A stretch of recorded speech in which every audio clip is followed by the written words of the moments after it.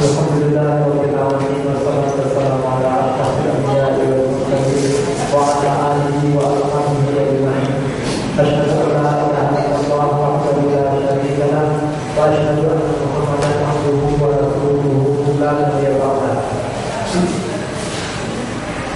Ikhwan-ikhwan, bapak-bapak, jemaah masjid yang dirahmati Allah Subhanahu wa taala. Pertama kali kita mengucapkan puji dan syukur kehadirat Allah Subhanahu wa taala atas limpahan rahmat dan karunia kita kepada kita semua. Kemudian salawat dan salam kita aturkan atau kita sampaikan kepada Rasulullah Muhammad bin Abdullah sallallahu alaihi wasallam. Jemaah yang dirahmati Allah Subhanahu wa taala, berikutnya kami juga menyampaikan permintaan maaf karena terlambat sampai di masjid. Walaupun tadi sebenarnya kami berangkat seperti biasa, tapi dari ruas jalan Kesina Maharaya listriknya mati total sehingga terjadi kemacetan yang luar biasa. Jadi kalau berangkatnya kami seperti biasa. Karena itu kita minta maaf dan melakukan ini. Baiklah, kita langsung kepada materi. Kita bertanya kepada Syekh untuk melanjutkan kajian kita tentang sunnah Imam Al-Bukhari. Assalamualaikum warahmatullahi wabarakatuh. إن الحمد لله نحمده ونستعينه ونستغفره ونستهديه ونعوذ بالله من شرور أنفسنا وسيئات أعمالنا.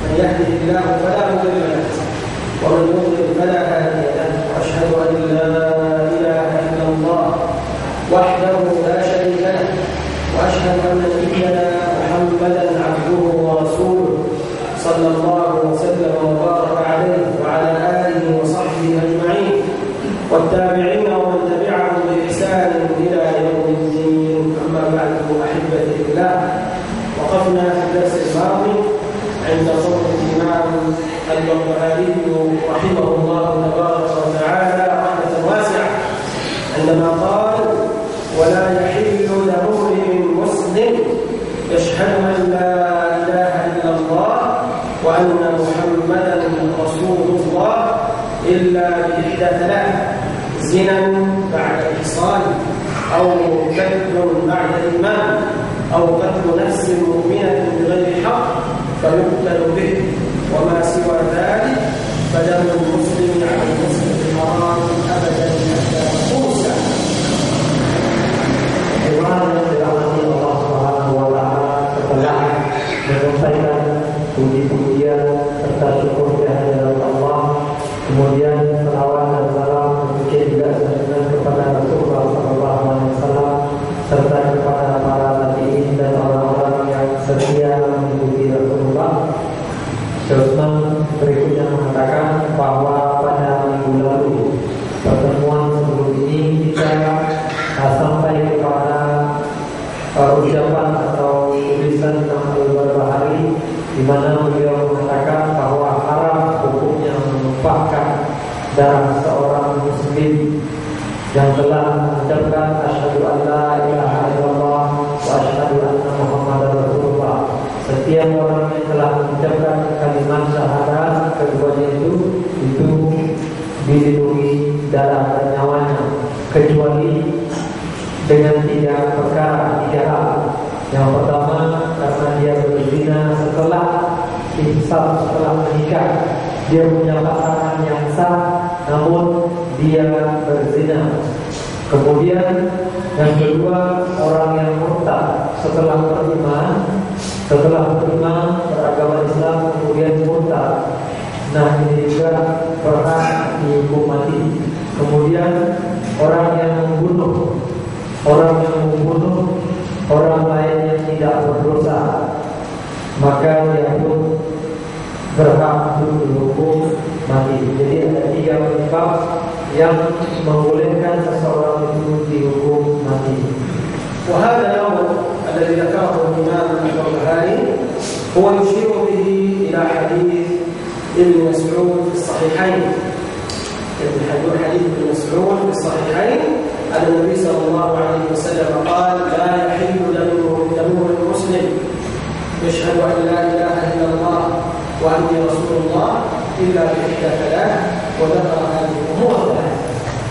Ucapan Imam Al-Barbahari ini beliau memanggil atau memberikan sinyalir atau isyarat kepada hadis Rasulullah SAW yang diriwayatkan oleh Ibnu Mas'ud, di mana Ibnu Mas'ud meriwayatkan bahwa Rasulullah SAW telah bersabda, diharapkan untuk menumpahkan darah seseorang yang telah mengucapkan persaksian asyhadu an la ilaha illallah bahwa tiada Tuhan yang berhak diibadahi selain Allah, kemudian bersaksi bahwa aku kata Rasulullah adalah utusan Allah, kecuali karena 3 hal. Itulah kajian yang telah disebutkan oleh Imam Al-Barbahari tadi.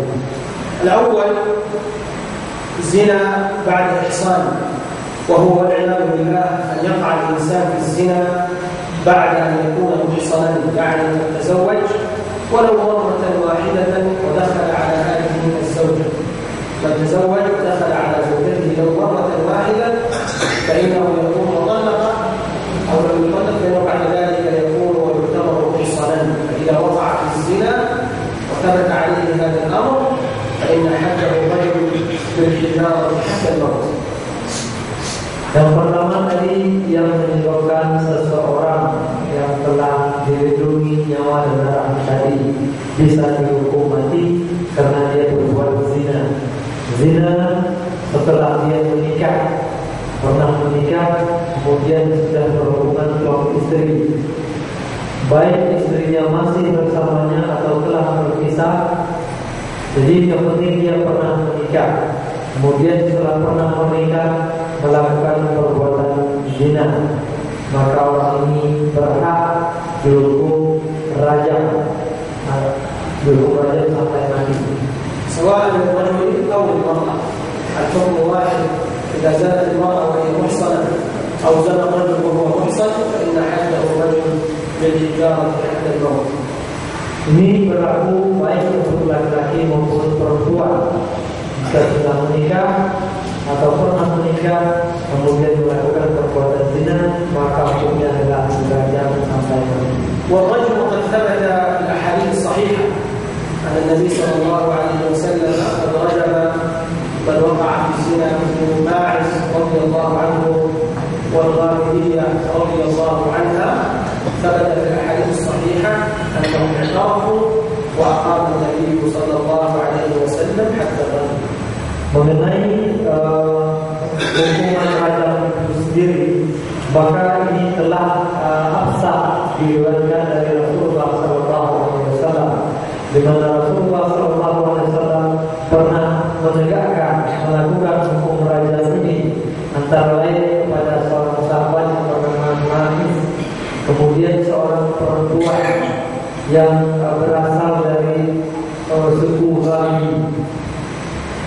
وطالما أن هذا الأمر قد ثبت عن النبي صلى الله عليه وسلم فينبغي للمسلم أن يسلم بهذا الأمر ويعتقد أن هذا شرع من عند الله تبارك وتعالى، ولا يشعر في قلبه بحرج من هذا الحد الشرعي. Selagi hukuman ini memiliki dalil yang kuat, diriwayatkan secara sahih dari Rasulullah SAW, maka sebagai muslim, sebagai orang yang beriman, kita harus menerima, kita patuh, kita yakini bahwa hukuman ini merupakan sebuah ketentuan dari Allah Subhanahu wa Ta'ala. Jangan sampai ada perasaan penolakan dalam hati kita masing-masing. Kita harus menerima ini sebagai salah satu bagian dari syariat yang Allah Subhanahu wa Ta'ala turunkan. ولا يجوز للمسلم أن يقول نحن لم نجد الرجم في القرآن الكريم. نعم، في القرآن الكريم لا يذكر حد الرجم، ولكنه ثبت في السنة الصحيحة. Tidak pantas atau tidak boleh bagi seorang muslim untuk berdalih Hukum rajam kan tidak terdapat, tidak ada disebutkan dalam Al-Quran. Betul tidak ada disebutkan hukum rajam dalam Al-Quran, akan tetapi kesahihannya tidak terbantahkan dari Rasulullah SAW. Rasulullah hanya mempertegas keberadaan hukum rajam ini melalui sunnah beliau, dan kita juga harus berpegang kepada sunnah dan hadis Nabi Muhammad SAW. وكما تعلمون أن الأدلة الشرعية تثبت بكلام الله تبارك وتعالى وبما صح عن رسول الله صلى الله عليه وسلم. Sebagaimana kita ketahui bahwa dari hujjah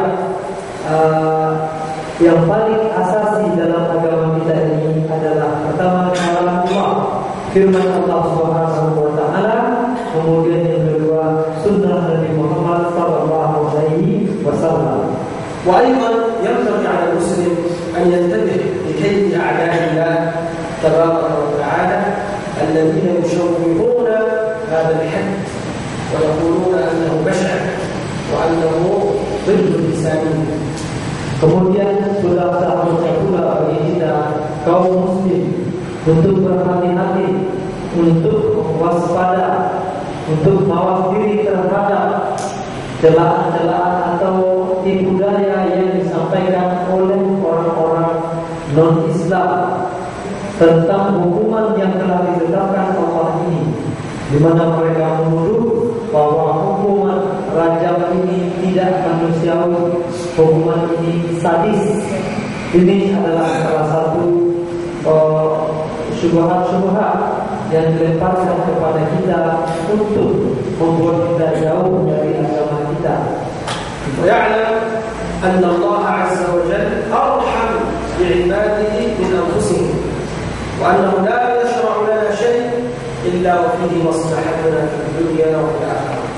Dan kita pun harus mengetahui bahwa Allah Subhanahu wa taala Maha Penyayang kepada hamba-hambanya. Bahkan kasih sayang Allah kepada kita hambanya melebihi sayangnya kita kepada diri kita sendiri. Setiap syariat-syariat yang diturunkan oleh Allah pasti mengandung kemaslahatan yang akan kembali kepada kita semua.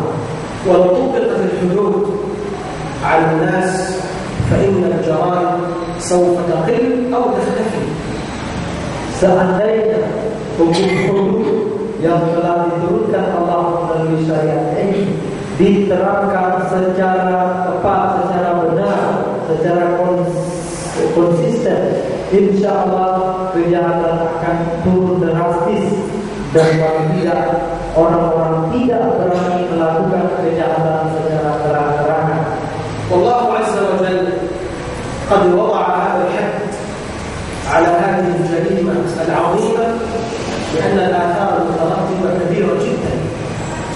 Kemudian harus juga kita sadari bahwa Allah Subhanahu wa taala memberikan hukuman yang begitu beratnya terhadap kejahatan ini, yang tentunya juga buruk, mengingat akibat-akibat yang ditimbulkan oleh kejahatan tadi.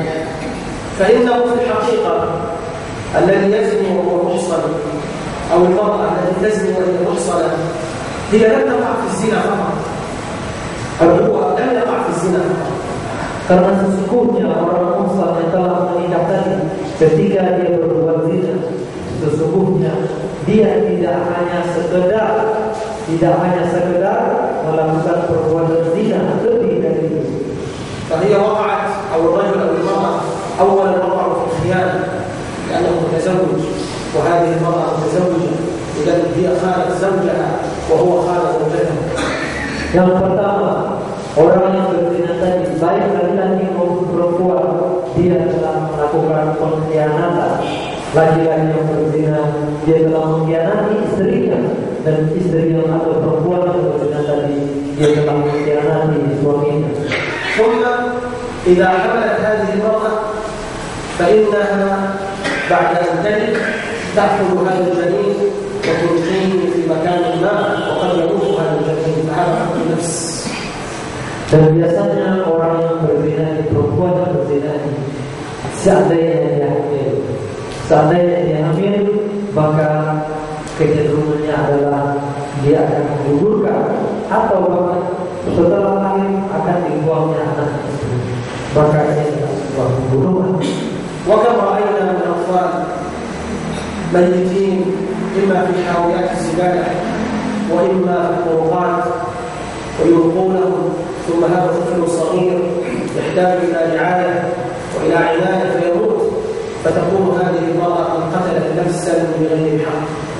Betapa banyak kita jumpai, kita dengar bayi-bayi kecil yang dibuang di tong sampah atau dibiarkan di pinggiran jalan tergeletak begitu saja, sementara dia masih orok, masih lemah, butuh perawatan, dan akhirnya bocah atau bayi-bayi itu mati. Jadi secara ini merupakan pembunuhan. Si ibunya tahu setelah dia melakukan perbuatan zina, kemudian melakukan pembunuhan, yang dibunuhnya adalah nyawa yang tidak berdosa. وإن هي لم تتخلص من هذا الطفل، وإنما كذبت سكتت ثم ولدت ثم حسب هذا الطفل على زوجها أنه ابنه، انظروا المفاسد التي تحدث بسبب هذا الفعل.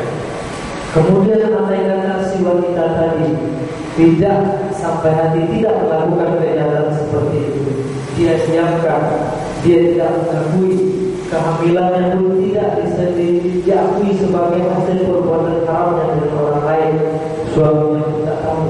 Kemudian begitu dia melahirkan anaknya ini dinasabkan kepada suaminya, padahal kejadiannya tidak seperti itu. ثم هذا الطفل عندما يكبر سيجد هذا الرجل ويأخذ مثله وماله بغير حق. Dan anak ini seandainya sekarang ini tidak terbongkar, begitu dia besar, kemudian ayahnya atau suami ibunya ini meninggal, maka anak ini mendapatkan warisan dari suami ibunya. Padahal secara hakikatnya dia bukan anak laki-laki itu. Dia telah mengambil harta laki-laki ini dengan cara yang tidak hak.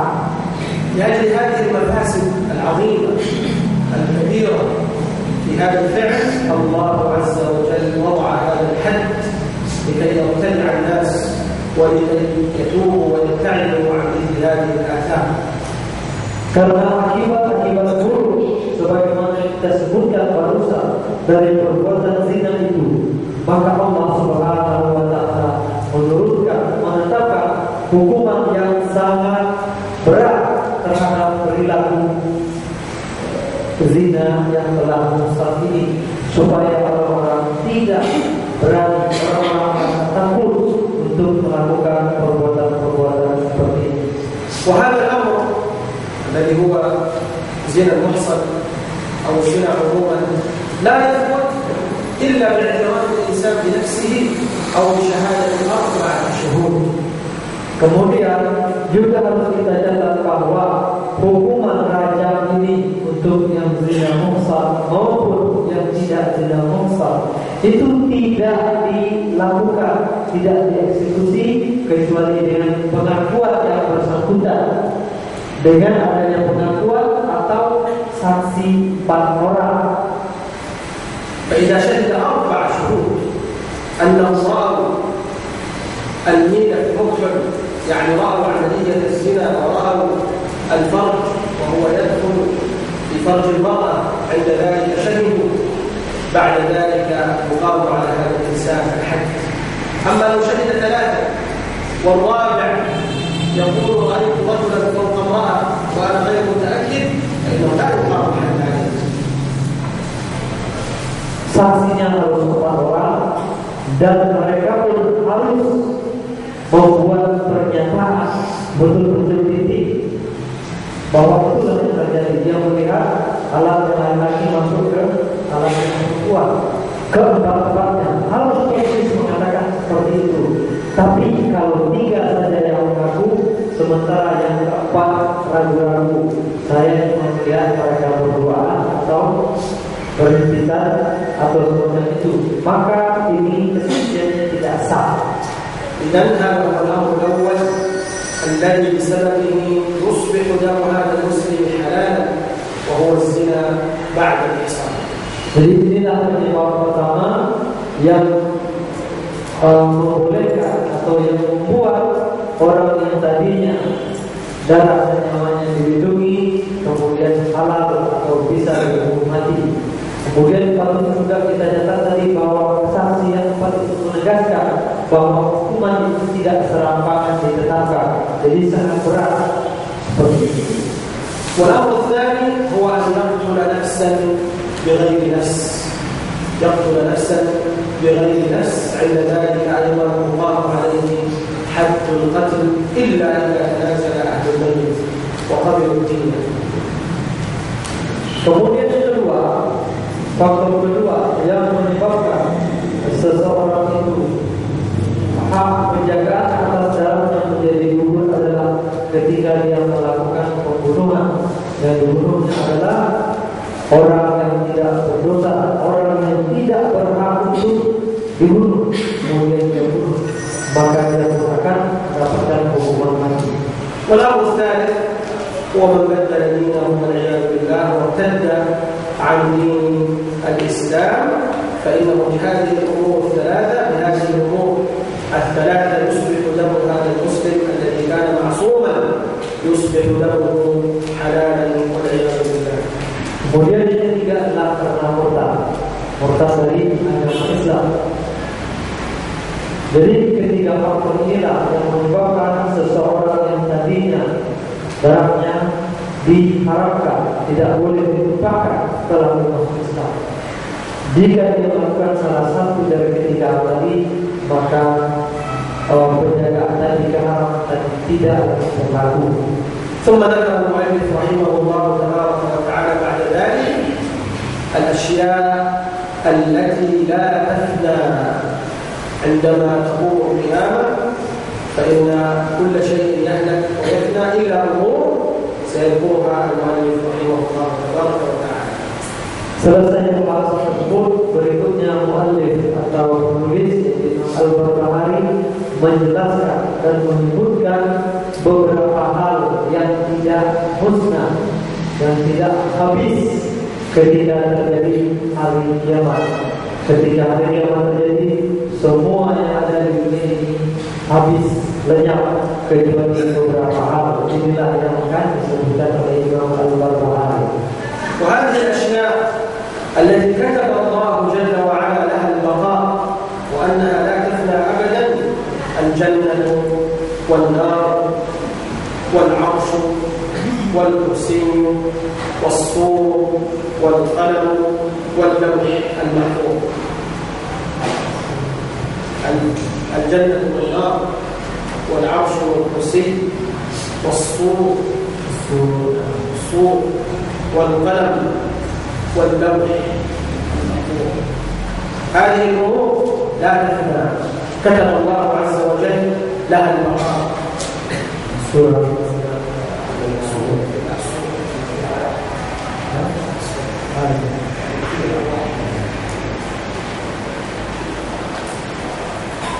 Jadi Allah Subhanahu wa Ta'ala telah menetapkan beberapa hal, telah memutuskan ada beberapa hal yang tidak musnah, tidak hilang, tidak hancur ketika hari kiamat datang. Yang pertama adalah surga, kemudian neraka, kemudian kursi singgasana Allah, kemudian arasy Allah, kemudian kalam, kemudian lauh mahfuz, kemudian sur atau tempat ruh berada. هذه الأمور هي الأمور التي أجمع العلماء على أنها تبقى ولا تفنى أبدا. والصور المقصود به الأرواح التي داخل الصور، فإن الروح لا تفنى. إذا الإنسان مات فإن البدن هو الذي يفنى ويتحول إلى تراب، أما الروح فإن روح المؤمن نعم وروح الكافر معذب ولا تفنى.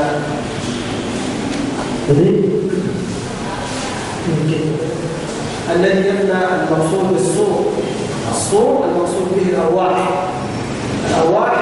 لا تفنى، فإذا مات الإنسان يفنى البدن، أما الروح فإنها لا تفنى.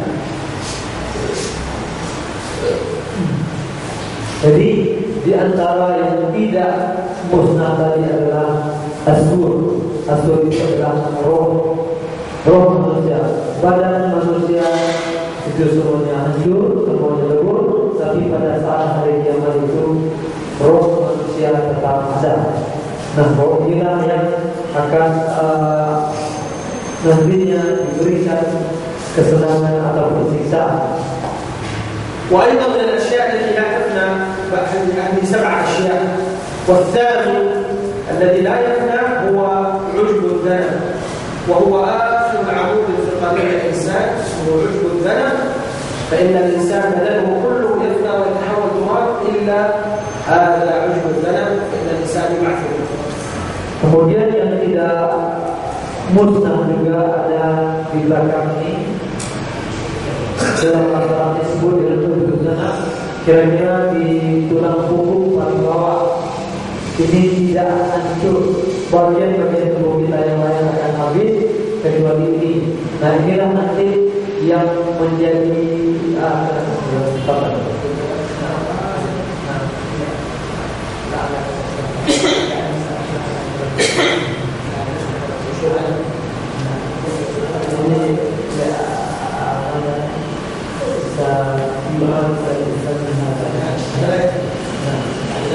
الوفق في الصور إن الإنسان يبدأ ويخرج ويخرج من عجب. Jadi begitu kebangkitan dibangunkan maka manusia dari tulang tadilah sebagai inti kebangkitan manusia itu. Jadi yang lainnya hancur, tulang-tulang hancur sebagai tulang yang kecil tadi. Inilah nanti yang menjadi inti dari kebangkitan manusia berikutnya. Setelah kita hidup ini habis, tapi ada semuanya hancur. Terbuat kita dengan kecuali tulang tadi, tulang paling bawah tubuh kita. Nah itu masalah. Tulang ekor. Tulang punggung paling bawah kita dikatakan tulang ekor. Itu masih ada. Kemudian inilah nanti yang menjadi pertanda orang-orang itu. إذا هذه الأمور لا تفنى أبدا، كتب الله عز وجل لها البقاء بإذن الله تبارك وتعالى. ثم قال الإمام البربهاري رحمه الله: ثم يبعث الله الخلق على ما أماتهم عليه يوم القيامة. Jadi ke-7 dan ke-8 dalam yang sudah tadi, ke-8 hal inilah yang telah ditetapkan Allah Subhanahu wa taala tidak akan sirna, tidak akan hancur pada hari kiamat nanti. Dan kemudian Allah Subhanahu wa taala akan membangkitkan seluruh manusia sebagaimana kondisi mereka terakhir sebelum mereka meninggal. إذا كل إنسان يوم القيامة سيخرج على ما مات عليه، من مات على خير وعلى طاعة بعث يوم القيامة عليها، ومن مات على معصية بعث عليها والعياذ بالله. Jadi manusia akan dibangkitkan Allah Subhanahu wa taala sesuai dengan kondisi terakhirnya di kehidupan dunia ini. Jika seseorang itu sebelum dia meninggal berada dalam keadaan kesalehan, kondisi yang baik, maka dia akan dibangkitkan dalam kondisi yang baik pula. Dan sebaliknya, jika dia mati dalam keadaan durhaka kepada Allah, kemudian begitu juga nanti dia akan dibangkitkan Allah dan tempatnya adalah neraka. طيب من يذكر لي طاعة من مات عليها يوم القيامة يبعث وهو يفعل هذه الطاعة مثل siapa yang menyebutkan salah satu ketaatan, salah satu ibadah ketaatan yang bisa lakukan di dunia